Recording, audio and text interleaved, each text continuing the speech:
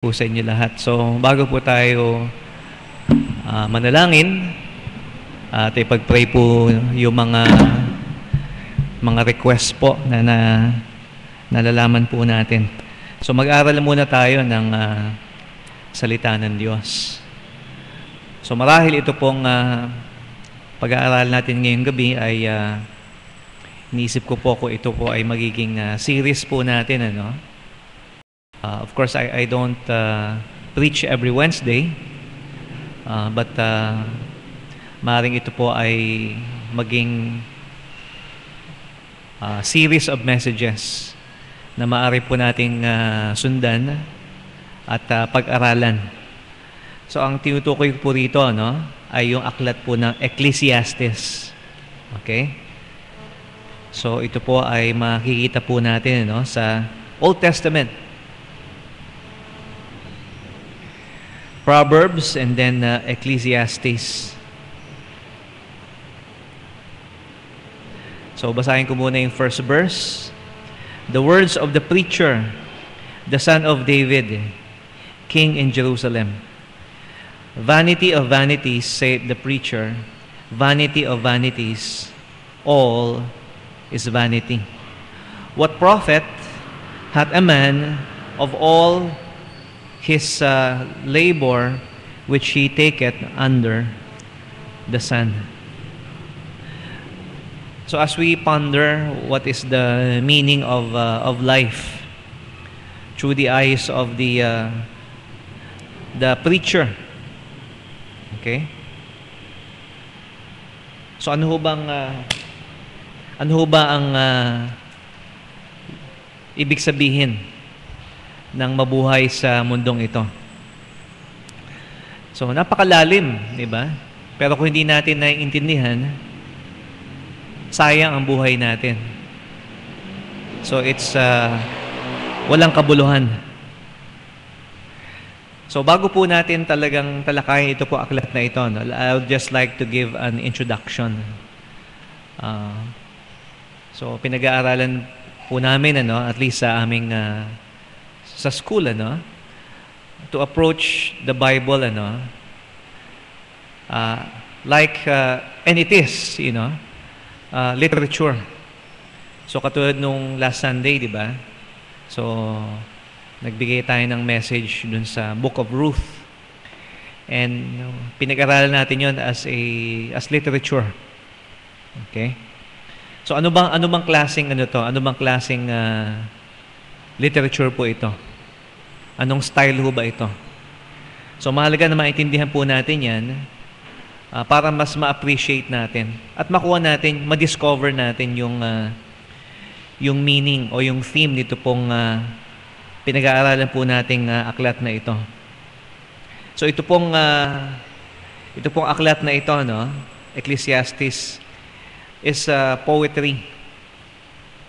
Okay, so it is poetic. To be more specific, ang tawag po rito, ano, wisdom literature. Katulad ng Proverbs. Okay? Pero iba ang approach ng Ecclesiastes sa Proverbs. Pero still, this is poetry under the classification of wisdom literature. So, ito po ay may mga observation sa buhay, personal experiences of the author. So, parang ano din to, parang kinikwento niya, ano? So, it's a narrative. Diba? Yung Book of Ruth, sabi natin, you know, it's telling a story. Okay? So, it seems like parang may kinikwento sa atin, pero he is basing yung kanyang mga advice, okay, yung kanyang wisdom doon sa kanyang mga experiences. And of course, meron po rito mga paghahalin tulad, okay? And ang purpose po nito, ano, is to impart skill for living. Okay, so yun po ang purpose ng karunungan o wisdom. Hindi lang, okay, mapuno yung utak natin ng kaalaman, kundi paano tayo mabubuhay. Skill for living. So, yun ang problema ng tao ngayon, ano? Nabubuhay sila, hindi nila alam kung paano sila dapat mabuhay. So, yun ang gusto ibigay sa atin dito, ano, ng Ecclesiastes, to impart skill for living. More specifically, Ecclesiastes seeks to impart skill in finding the meaning of life. A journey upon which almost every person embarks at some point. So itong pagtuklas natin, ano ba yung kahulugan ng buhay? So nasimulan na po ba natin yan, ano, na intindihin, di ba? So ako yung nabubuhay na ng 48 years, ano, sa mundong ito. Naintindihan ko ba kung bakit, di ba? Bakit ako nabuhay? Ang tagal na pala, ano? At sayang yung buhay ko kung, if I don't understand the meaning of life. Okay? So, ang gusto po nating mangyari, ano, sa mga introduction po ng aklat na ito is to discover the main theme of the book. Ano ba yung main theme? Yung theme po, ano, is tukol ba saan itong aklat na ito? Okay?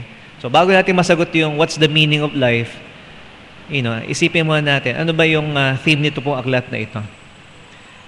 Pastor, napakadali naman yun kasi nakita mo na kagad sa verse 2, ano? Vanity of vanities, said the preacher, vanity of vanities, all is vanity.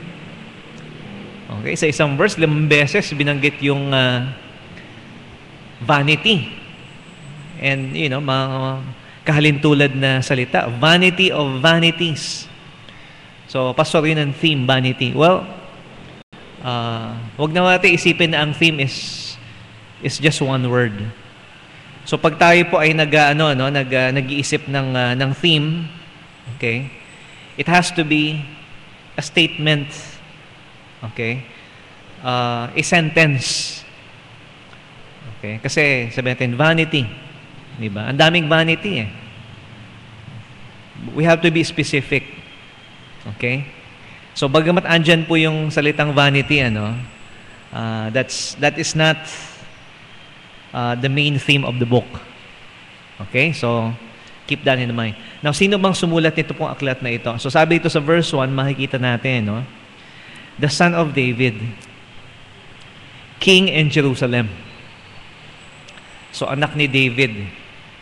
Okay? Si David ay king in Jerusalem.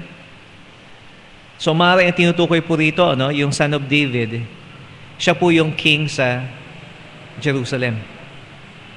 Okay? So, isa pong hari sa Jerusalem. So, of course,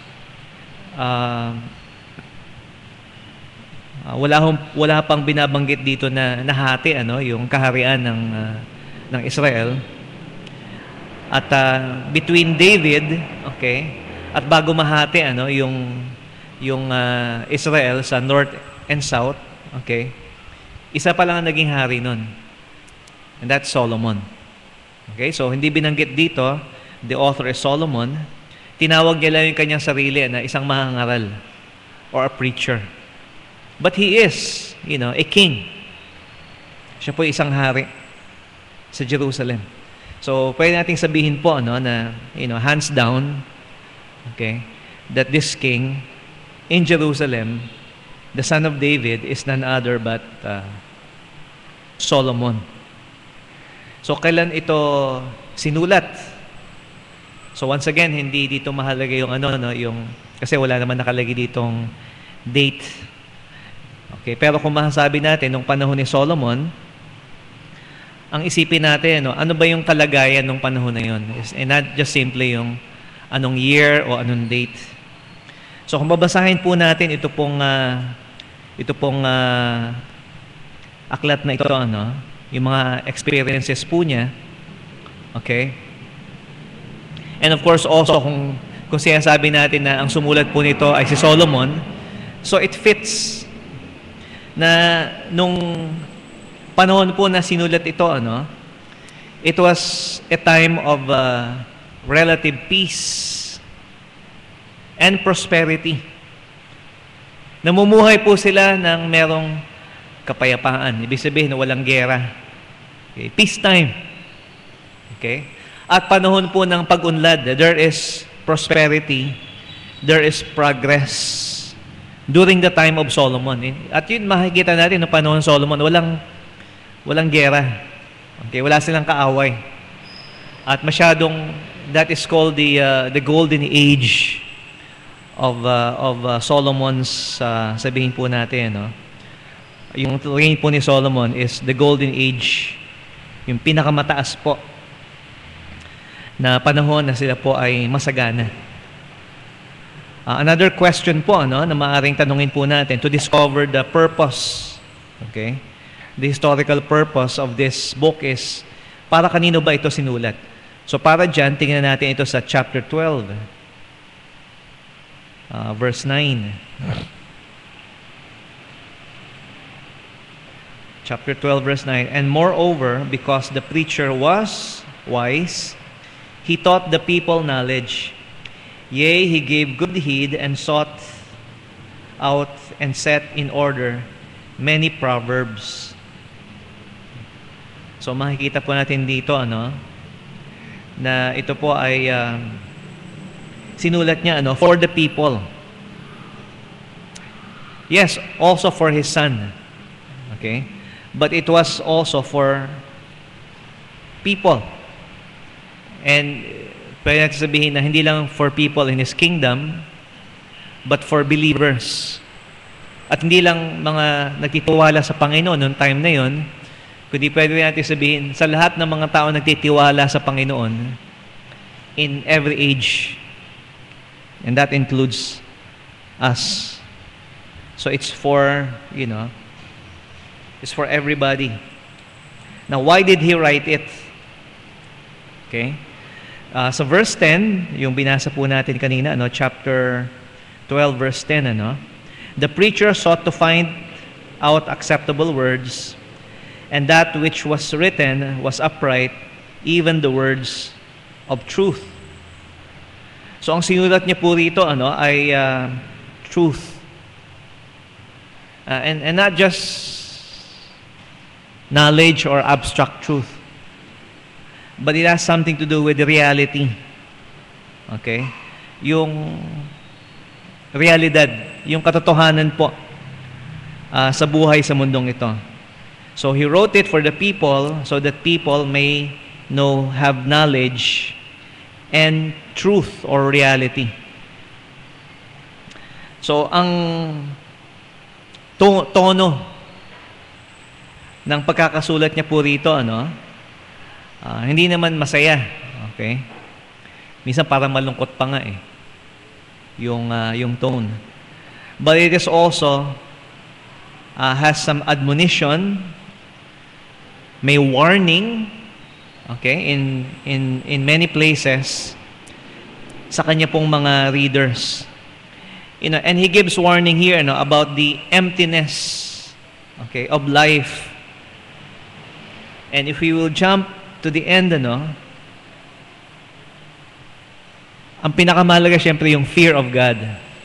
Okay? Fear God. Pag wala po yun, life is empty. Okay? So, tingnan po natin dito, para ma-discover po natin yung theme ng aklat na ito.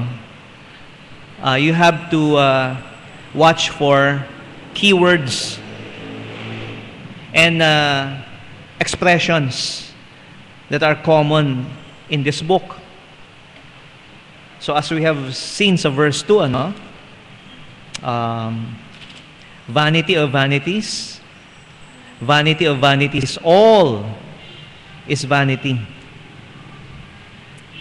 Verse 14, sinasabi po ito sa verse 14, I have seen all the works that are done under the sun, and behold, all is vanity and vexation of spirit. Chapter 2, verse 1. I said in my heart, go to now, I will prove thee with mirth, therefore enjoy pleasure. Behold, this is also vanity Um, verse 14, chapter 2. The wise man's eyes are in his head, but the fool walketh in darkness. And I myself perceive also that one event happeneth to all. Verse 15. Then said I in my heart, as it happened to the fool, so it happened even to me. Why was I then more wise?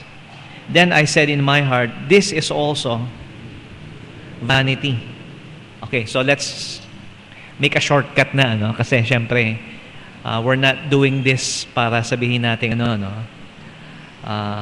So if you look, verse 21, verse 23, verse 26, chapter 3, verse 19, chapter 4, verse 4, verse 7 and 8, verse 16, chapter 5, verse 6, verse 9, chapter 6, verse 4, chapter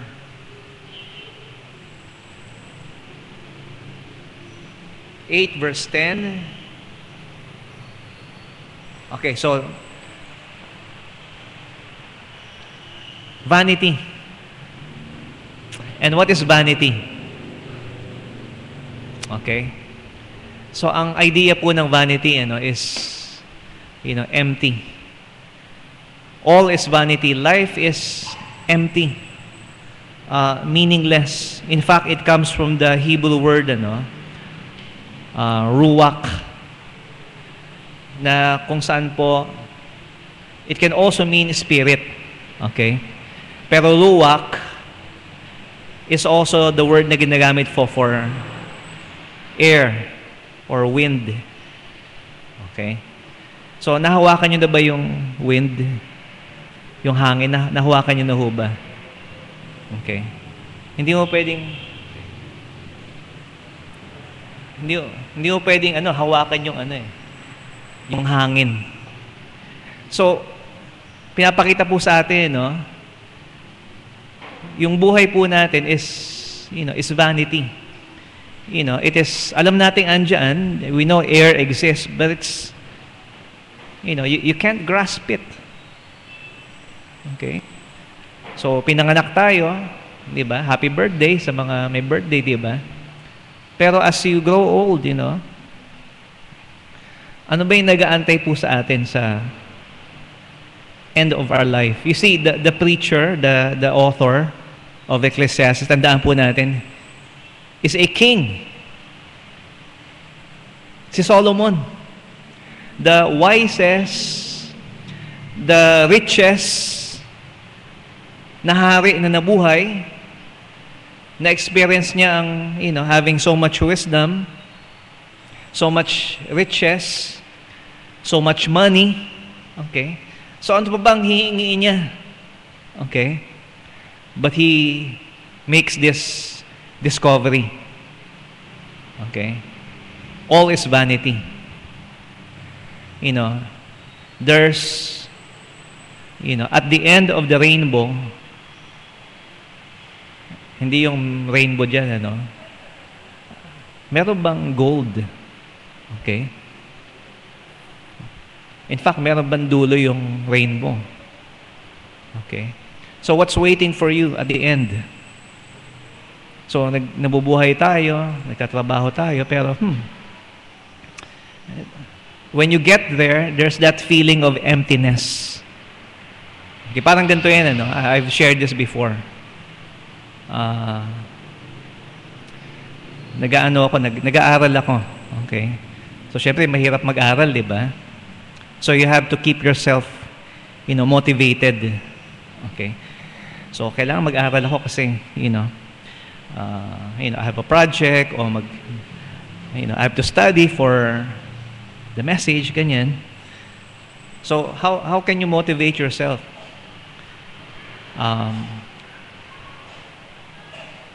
Naalala ko isang beses, okay. Nakita ko kanina, okay, merong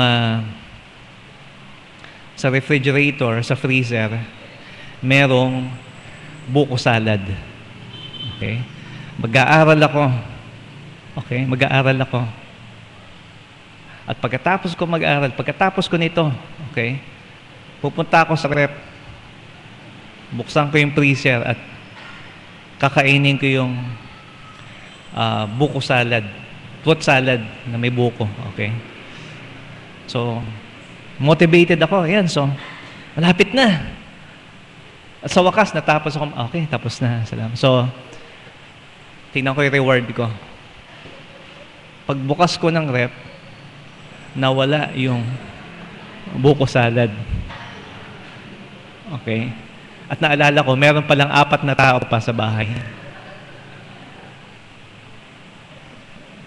So, ano yung feeling mo, ano, na, okay, excited ka na, sa wakas, nakamit ko na yung pangarap ko at least, di ba?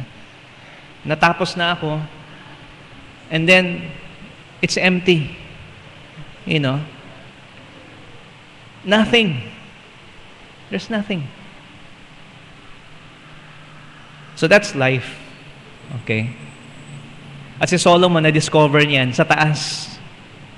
He found out na there's nothing here. Okay?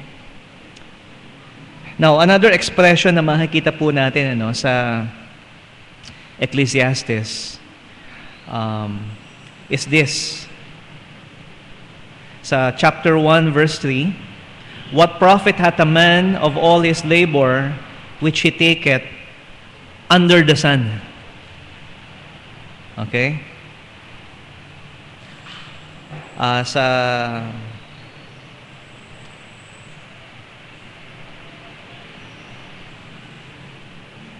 So 1 verse 5, "The sun also ariseth, and the sun goeth down, and hasteth to his place where he arose." Verse 9,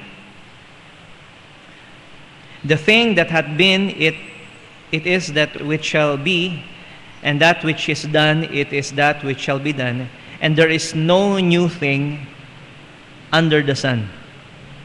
Okay? Verse 14, "I have seen all the works that are done under the sun, and behold, all is vanity and vexation of spirit." Chapter 2, verse 11, "And I look in all the works that my hands had wrought, and all the labor that I had labored to do, and behold, all was vanity and vexation of spirit, and there was no profit under the sun." Okay? Verse 17,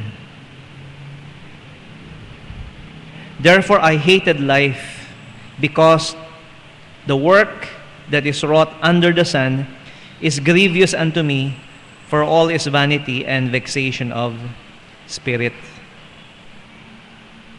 Okay. Verse 19, "And who knoweth whether he shall be wise or a fool? Yea, shall he have rule over all my labor wherein I have labored, and wherein I have showed myself wise under the sun. It is also vanity." So, and there are many others which repeats this expression, under the sun, under the sun, under the sun. So, tinanong natin, ano ba ibig sabihin ng vanity? Vanity is empty. Okay? Now, ano naman ibig sabihin ng expression na under the sun? Okay? It means life on earth. So, ang perspective po rito, ang buhay sa mundong ibabaw. Nasa ilalim ng araw, di ba? So, life on earth is vanity, and vexation of spirit. Now, meron po mga bagay na binagit si Solomon dito, na ginagawa under the sun that are vanity. So, he didn't just simply generalize na, lahat yan. Ano may mga example na binigay niya? Sa chapter 2, verse 1, okay, "I said in my heart, go to now, I will prove thee with mirth. Okay? Therefore, enjoy pleasure, and behold this also vanity." Okay, yung kasiyahan, yung pleasure. So, ano ba yung mga bagay na ibibigay sa atin pleasure. Okay, entertainment, okay? Di ba? Yung mga gadgets, di ba? Oh, di ba? O maybe having a vacation, or going to a restaurant, the things that we enjoy, pleasure. And he said these are vanity. Okay? Yeah, so we could understand that, ano? So hindi pwedeng mahubuhay tayo na puro kasiyahan lang. Pero meron pa siyang binanggit dito sa verse 11. Chapter 2, verse 11. Then I look on all the works that my hands had wrought, and on the labor I had labored to do. And behold, all was vanity and vexation of spirit, and there was no profit under the sun. So what else is empty? Our labors, our work that we do in this life is empty. Same goes in verse 17, chapter 2. I hated life because the work that is wrought under the sun is grievous unto me, for all is vanity and vexation of spirit. Verse 19, chapter 2. And who knoweth whether he shall be a wise man or a fool? Yea, shall he have rule over all my labor, wherein I have labored, and wherein I have showed myself wise under the sun? This also vanity. So he mentions here, once again, yung labor is also vanity. Chapter 2, verse 15, just one verse, he says, I said in my heart, as it happened to the fool, so it happened to me. And why was I then more wise? Then I said in my heart, this is also vanity. So sabi niya rito, the wise and the fool, there's no difference. Okay? So wisdom or learning or human knowledge is vanity. So his conclusion is not just generally all is vanity, but all these things, pleasure, work, wisdom. So he concludes na itong lahat ng mga bagay na ito is empty. So, yun ba ang theme? Okay? Vanity under the sun. So that's just one of the theme. Okay? So ito pong aklat na ito, has several themes. At pag pinagsama-sama po natin yung mga themes na yan, you could come up with the main theme. Pero one of the sub-theme, as we answer these questions po, what is vanity? What is under the sun? What are those things that are vanity? Masasabi po natin, everything which that we do in life on earth is empty. And we'll just stop there. Okay? Na ang lahat ng ginagawa natin sa mundong, in this life, okay? Hindi pa natin titingnan yung without the fear of God. Okay? Pero kung wala po talaga ang Diyos, life has no meaning. We live, we have some achievements, okay? We have some effort, and suffering, whether good or bad. Okay? In the end, it's nothing. It's like yung sinabi ni ni Macbeth nung naging king siya. And of course, he was trying to protect yung kanyang kingdom na inagaw niya lang kay Duncan. At yung wife niya na nagigilty yung wife niya kasi siya yung nag-udyok kay Macbeth to murder si King Duncan. And at the end, Lady Macbeth, because of her guilty conscience, nakikita niya yung dugo sa kamay niya, and she was losing her mind, and she died. At tinanong ni Macbeth, why are you crying? Yung mga soldier, sabi ng soldier, the queen is dead. Macbeth didn't even cry, and he said, sabi niya, she should have died hereafter. there would have been time for such a word. Tomorrow, tomorrow, and tomorrow creeps with this petty pace from day to day to the last syllable of recorded time. And all our yesterdays have lighted fools the way of dusty death. Out, brief shadow, life is but a walking shadow. A poor player that struts and frets his hour upon the stage and then is heard no more. It is a tale told by an idiot, full of sound and fury, signifying nothing. So for him, life is a walking shadow, of an actor, na kinakabahan siya pag akit niya sa stage, and after that, he is heard no more. It is a tale told by a fool, by an idiot, full of sound, but signifying nothing. And so, that same sense of despair sa buhay po, is quite common. Di ba? Marami namamatay ngayon. Nahulog sa bus, nahulog sa bus. Puro na lang nahuhulog yung mga bus ngayon. Parang ayoko na sumakay sa bus, di ba? Nahulog sa jeep, di ba? So, parang ganun lang ang buhay ng tao. Parang, di ba? It just ends without any meaning, and purpose. At nakakalungkot, many of these ended their life, and I hardly hear, na namuhay sila na meron takot sa Diyos, o nagpasalamat sila sa Panginoon sa lahat ng nangyari sa kanilang buhay. There's that sense of anguish and despair among our people. Because natapos yung buhay nila, hindi pa nila naabot yung mga pangarap nila, pero nevertheless, that's not important because they don't know the meaning of life. They don't know how to live. It's because they don't have the fear of God. So everything, is vanity. And so next time, titingnan po natin, na bagamat andun po na merong pleasure, merong work, and, wisdom is vanity. Meron po mga bagay na binibigay sa atin ng Panginoon, to enjoy.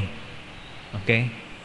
So it's not all that sense of despair because all these things come from God.